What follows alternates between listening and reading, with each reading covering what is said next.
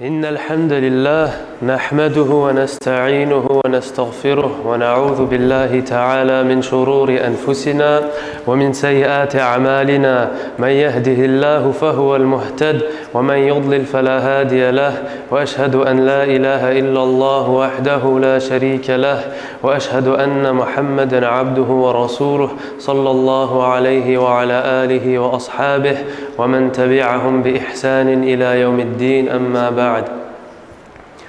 There was a man that came to the Prophet sallallahu alaihi wasallam, and he told him, and he said, "O Messenger of Allah, dis-moi quelque chose sur l'islam qui est dans l'islam que je ne vais pas demander à aucune personne après toi." And so the Prophet sallallahu alaihi wasallam, he replied, and by telling him, "Dis, je crois en Allah, then stay firm." And this affair of being firm and staying steadfast is something great and important in the religion of Islam. For the way that you die is more important than how you started your life. And there may come to us a thought.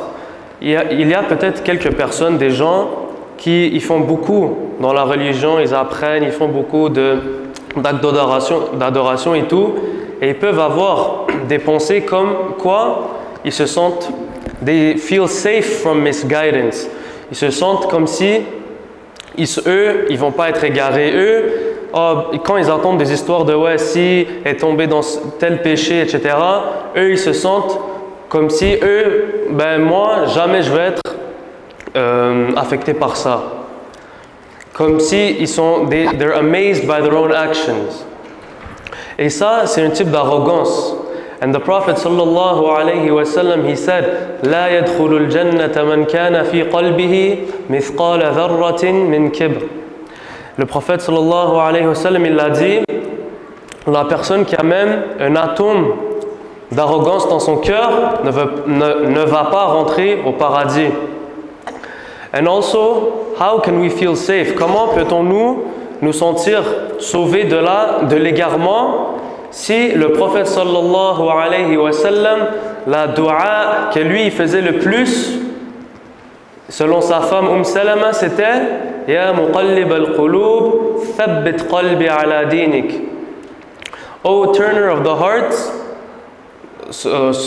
donc ô Allah, garde mon cœur ferme sur ta religion. Donc si c'était le prophète sallallahu alayhi wa sallam, Khatam al-Nabiyyin, le dernier prophète, the chosen one, who would fear for his own guidance, si lui, il craignait sa propre guidée et il faisait cette dua-là, c'est pas comme s'il faisait cette dua-là de temps en temps, c'était la dua qu'il faisait le plus, qui reste ferme sur la religion d'Allah. Alors, qu'en est-il de nous? Qu'en est-il de nous? Et un exemple de personne qui a été égarée, de quelqu'un de grand et de plus grand et qui était plus grand que nous aujourd'hui, c'était un homme, un savant, un ex-savant du XXe siècle en Arabie Saoudite. Il s'appelait Abdullah al-Qasimi. Et cette personne-là, c'était un grand savant de Ahl Sunnah. He was a great scholar and he would write refuting Ahl al-Bid'ah, and he was one of those that would teach the books of Tawheed, and those who had read the books of Tawheed, and was considered a great scholar of his land. And him, as the years passed, what happened to him is that Allah misguided him, and Allah caused him to fall into what? Into atheism. Cette personne-là, avant, c'était un imam du Tawheed, de l'unicité d'Allah, et après quelques années, c'était plus l'imam de l'unicité d'Allah, c'est devenu un imam de ceux qui rejettent Allah subhanahu wa ta'ala, et il écrivait des livres insultant Allah et son messager sallallahu alayhi wa sallam, wal-'iyadhu billah. Et donc l'histoire de cette personne-là, Abdullah al-Qasimi, jusqu'à aujourd'hui les savants ils parlent de cette personne-là pour l'utiliser comme exemple et de s'inspirer de cette histoire-là et le prendre comme une leçon de ne jamais prendre la guidée to never take guidance for granted. Et comme les gens, ils disent that the wise man is the one that learns from his mistakes, and the even wiser man is the one that learns from the mistakes of others. Donc soyons parmi ceux qui prenons le rappel et qui l'appliquons, et qu'Allah nous aide. And now I'm going to start off by listing, je vais parler de quelques affaires that lead to misguidance. Après avoir établi qu'il ne faut pas prendre la guidée pour to not take it for granted, là je vais parler de quelques trucs qui causent l'égarement. Donc premièrement, c'est l'ignorance, al-jahl. Ça, c'est parmi les plus grandes causes d'égarement. Ignorance is from the biggest things that lead to someone being misguided off the path of Allah subhanahu wa ta'ala.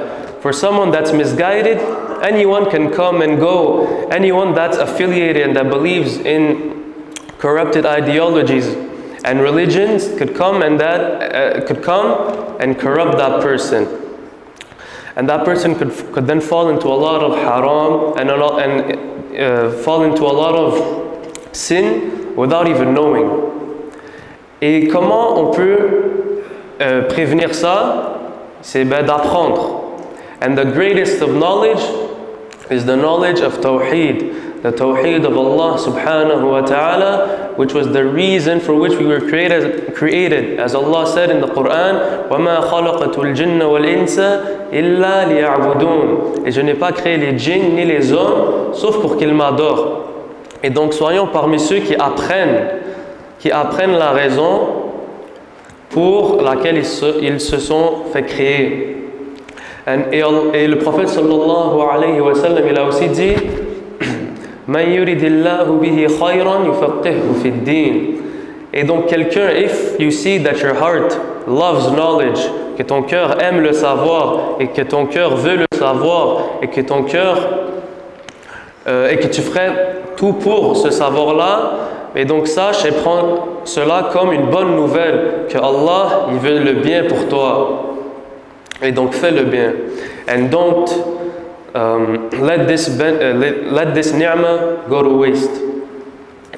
Et another way that people get misguided is by following desires. So the first one was because of jahl, which creates shubuhat, and the second one is ash-shahawat, following desires. Et suivre les désirs au point que tu prends tes désirs comme un Dieu à part Allah. Comme Allah il a dit,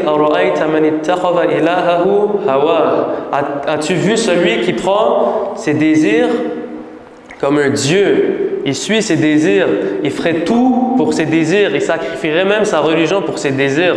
Et qu'Allah nous préserve de cette maladie-là. Et qu'est-ce qu'on peut faire? What can we do to counter that? Is to strive against our nafs. And even if you might find it hard, même si peut-être tu trouves ça dur, and the idea of striving against your nafs, maybe it's daunting for you, but no. Mais sache que Allah il a dit in Surah Al-Talaq, وَمَنْ يَتَّقِ اللَّهَ يَجْعَلْ لَهُ مَخْرَجًا وَيَرْزُقْهُ مِنْ حَيْثُ لَا يَحْتَسِبُ وَمَنْ يَتَوَكَّلْ عَلَى اللَّهِ فَهُوَ حَسْبُهُ. Allah il a dit, et celui qui craint Allah, il va lui faire, He will make for him a way out. Il va lui faire une sortie de toutes sortes de problèmes, etc., de sa situation, et il va lui donner des provisions, and will provide for him from where he did not even expect. Si tu crains Allah, Allah va t'aider et il va te donner de où tu n'imaginais même pas. Et celui qui place sa confiance en Allah, and the one that puts his trust in Allah, He will be enough for him. Et aussi, pour continuer, the last thing that I wanted to mention from the causes of misguidance was the wasawis of the shaitan, listening to what the shaitan tells you. And a quick remedy for that, which was what the Prophet ﷺ recommended, was, as he said, فَلْيَسْتَعِذْ بِاللَّهِ وَلْيَنْتَهِ. que quand quelqu'un il a des pensées qu'il n'aime pas, des wasawis qu'il n'aime pas, what should he do? He should seek refuge in Allah, and then he should stop thinking about that. Stop those thoughts and think about something else, and bi'idhnillah, those thoughts will leave. Et là, après avoir parlé de quelques causes de l'égarement, qui étaient l'ignorance, les désirs et les wasawis du shaitan, j'aimerais bien parler de quelques affaires qui vont faire que Allah va te guider et te garder ferme. Donc, et ça c'est croire en Allah et faire des bonnes actions. Comme Allah, il a dit dans Surah Ibrahim, يُثَبِّتُ اللَّهُ الَّذِينَ آمَنُوا بِالْقَوْلِ الثَّابِتِ فِي الْحَيَاةِ الدُّنْيَا وَفِي الْآخِرَةِ. Il a dit que Allah garde ferme ceux qui croient avec la parole ferme dans cette vie-là et dans l'au-delà. And Sheikh Sa'ad al-Khathlan, he explained this and he gave a tafsir for this, that the steadfastness that Allah grants the believing slaves in this dunya is as its apparent meaning, that Allah will make them steadfast in this dunya by their iman. And in the akhirah, this refers to the questioning in the grave, as was explained by the Prophet sallallahu alaihi wasallam when this ayah was recited. And this was also the explanation of Shaykh Salih al-Fawzan for the part of the akhirah, which is when you're going to be asked in your grave, who is your Lord, who is your Prophet, and what is your religion. And then Allah will make the believer firm in that moment, and he will answer with the correct answer. And Allah also said in Surah Yunus, إِنَّ الَّذِينَ آمَنُوا وَعَمِلُوا الصَّالِحَاتِ يَهْدِيهِمْ رَبُّهُمْ بِإِيمَانِهِمْ. Allah said, indeed those that believe and do good deeds, He will surely guide them by their iman. And so this was just another proof for the fact that iman and good deeds, belief in Allah and good deeds, are the causes of being firm in this dunya and in the akhirah. And so upon us is that we have to strive our best for the sake of Allah, to do as much good deeds and learn as much of the religion as we can, and strive against ourselves as much as we can, so that we may be saved. And we should always have some sort of worry for ourselves, whilst keeping a good thought of Allah subhanahu wa ta'ala. And may Allah make us amongst those that will be made firm by Him, and in this dunya and in the akhirah. سبحانك اللهم بحمدك أشهد أن لا إله إلا أنت أستغفرك وأتوب إليك.